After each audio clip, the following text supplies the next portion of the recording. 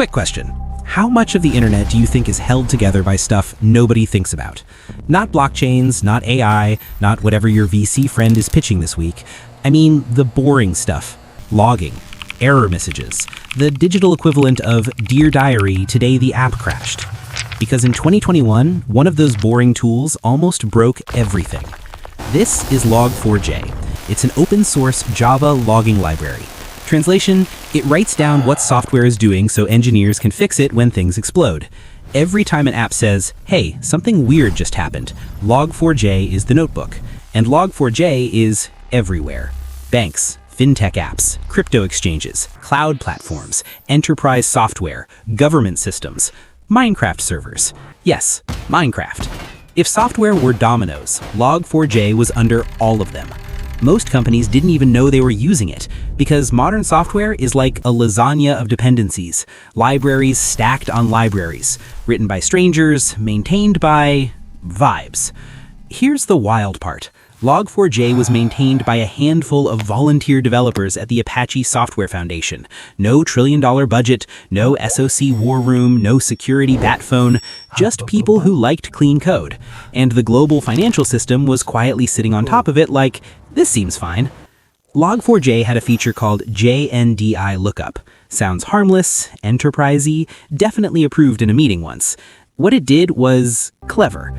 If Log4j saw a special string in a log message, it would go fetch extra data from somewhere else. Like, hey, let me grab that info for you. Which is great until it's not, because Log4j didn't just fetch data, it could fetch code, and then run it, automatically. No login, no password, no permission slip, just vibes. Imagine this. Your app logs user input, usernames, chat messages, search bars. Totally normal. Now, imagine a hacker types something weird into that box. Not words, a payload. A string that says, hey Log4j, go talk to my server. And Log4j goes, sure thing, boss. Dominoes start falling. Log4j connects out, downloads code, executes it. Boom.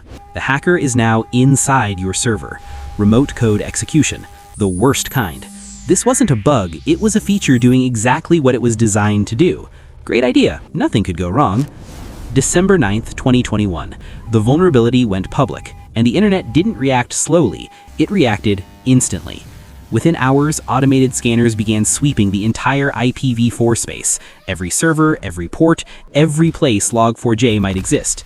This wasn't careful hacking, no patience, no targeting, it was industrialized chaos, executed at internet scale. Engineers' phones started vibrating, non-stop. Every pocket, every desk, Slack channels exploded. Red alerts, PagerDuty screaming.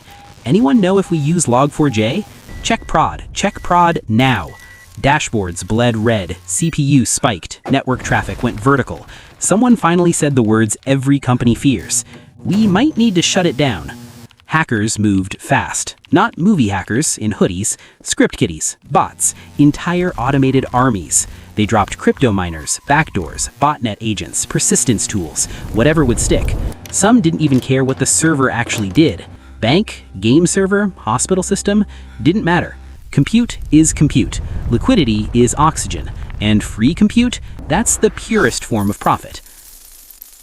Fun fact, and by fun we mean deeply unsettling, one of the first public demonstrations happened inside Minecraft chat. No zero-day exploit kit, no nation-state hacker. Someone typed a message, the server logged it, Log4j executed it, the server got owned by a chat message. A literal block game, the place kids build houses out of cubes, suddenly became a real-world cybersecurity case study. If that doesn't humble you, nothing will. Here's the real nightmare part.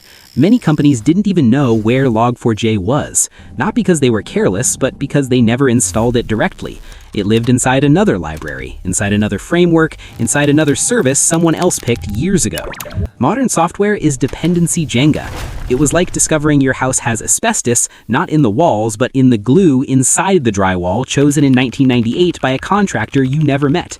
Some firms shut down entire systems, not because they were hacked, but because they couldn't prove they weren't. Banks patched through the night, rotating teams like it was a crisis drill. Fintech apps rate-limited everything that moved. Exchanges quietly paused services. If you were holding money on a platform right then, you probably saw maintenance banners, forced logouts, delayed transactions, and always the same polite message. We're investigating an issue. Translation, please don't panic while we absolutely panic. Security researchers didn't hesitate. They called it one of the most severe vulnerabilities ever discovered. The CVSS score hit 10 out of 10. That's the scale's way of saying drop everything. Trillions of dollars in global systems, banks, fintech whales, cloud infrastructure were balanced on a library maintained by volunteers who suddenly had the entire internet staring at them. No pressure at all. Pause. This wasn't negligence or greed or malice. This was how modern software works.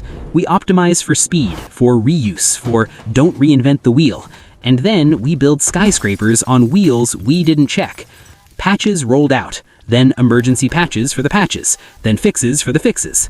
Log4j 2.15, then 2.16, then 2.17. Every update uncovered another edge case hiding in the dark. Engineers slept under desks. Slack replaced sleep. Coffee turned into IV fluid. Christmas vacations quietly evaporated.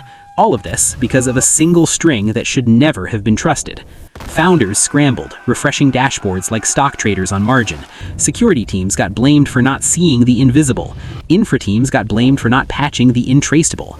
Open source devs got something worse: guilt. Users lost trust, quietly, permanently. Some companies disclosed breaches months later, some never did, and some lawsuits appeared in silence, filled with phrases like due diligence and reasonable security practices. Log4Shell didn't end the internet, but it permanently changed how people talked about it. Suddenly, everyone cared about things that used to clear a room at parties: software supply chains, dependency tracking, SBOMs, open source funding. Government stepped in. Regulators showed up with clipboards and uncomfortable questions. Who maintains this? Who audits this? What happens if they just stop? Turns out, free software was never really free.